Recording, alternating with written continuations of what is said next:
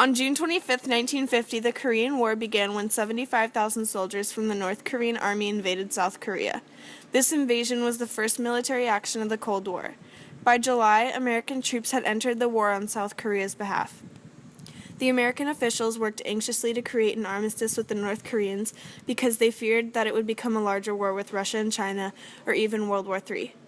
In August 1945, the two rulers met at the State Department and divided the Korean peninsula in half along the 38th parallel.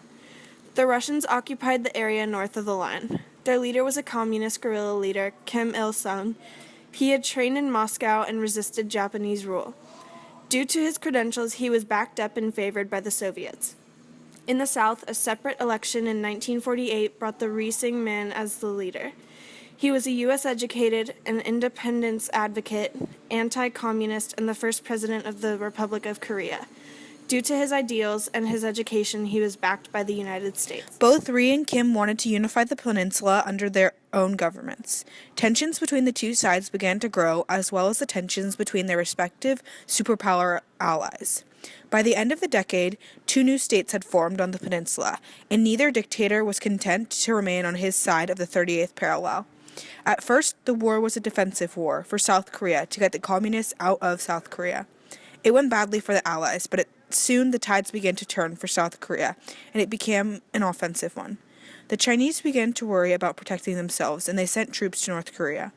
They warned the United States to keep away from the Yalu boundary unless they wanted full-scale war. President Truman of the United States looked for a way to prevent war with the Chinese. He was sure that such a war would lead to Soviet aggression in Europe and the deployment of atomic weapons and millions of senseless deaths. The fighting continued along the 30th parallel as negotiations stalled, for both sides were willing to accept a ceasefire that maintained the 30th parallel boundary. Finally, after more than 2 years of negotiations, both sides of Korea signed an armistice on July 27, 1953. This marked the hard end to the Korean War. The agreement allowed the POWs to stay where they liked, drew a new boundary near the 30th parallel, and gave South Korea an extra 1,500 square miles of territory and created a 2-mile-wide demilitarized zone that still exists today. Immediately after the war, North Korea became economically prosperous, with the backing of the Soviet Union. When the USSR collapsed in 1990, so did North Korea's economy. The rice rations distributed to its people disappeared. A famine in the 1990s in North Korea killed approximately 10% of the population. South Korea had a hard start after the war with autocratic leadership and struggled as one of the poorest economies in the world. Eventually, the country's economy gained around the 1960s. Today, South Korea is now a model for economic miracles. It is ranked as the fourth largest economy in Asia.